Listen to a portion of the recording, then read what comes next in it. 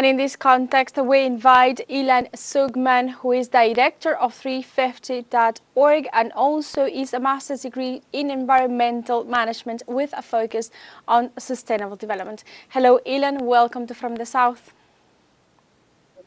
Hello, Alejandra. Nice to be here. What, in your view, makes COP30 a pivotal moment for humanity regarding climate change? Well, COP30 is happening in a crucial moment of our world. We are seeing climate impacts getting worse, like floods, fires, terrible droughts, hurricanes like the one Melissa that just happened in Central America.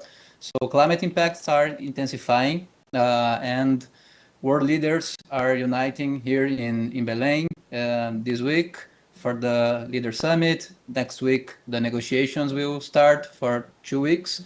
And COP30 is really a crucial moment for us to get together, to see some new commitments.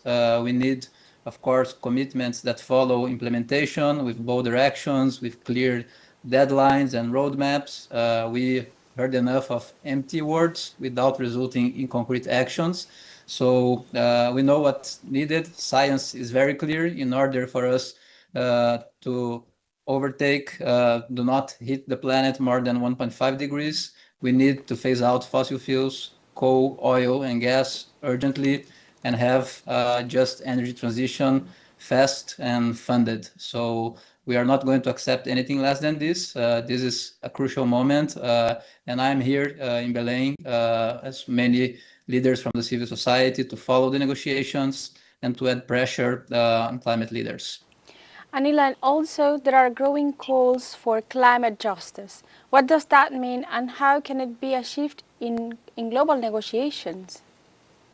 Of course. Well, that's a great question. And climate justice, it means that the countries that emitted the least cannot pay the price for the countries that are the highest emitters. So countries from the global north that are historical, the biggest emitters of CO2 and methane that are putting us in this crisis are the ones that need to pay for the transition from the global south. So we need justice in the negotiations. This is not easy to be achieved because negotiations can be quite technical sometimes. But with the pressure from the movements, from the civil society, there are important negotiations that will happen in the COP, like the one about just transition, the one about adaptation, and we need a just transition.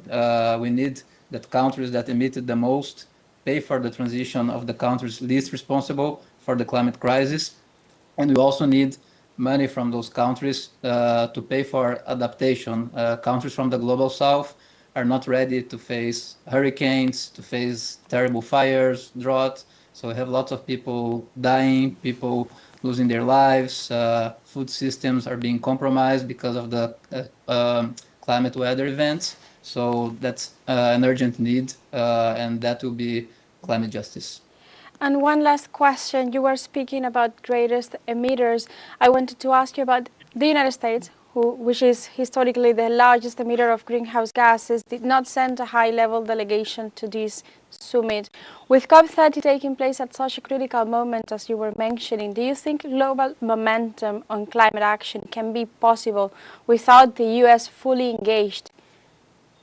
Yeah, that's a crucial moment. And although high-level delegation from the US are not coming, we have lots of involvement from states, from the US, from governors that are highly involved. So although the current president from the United States does not believe in climate change, this not means that the energy transition is stopping, that climate action is not moving forward.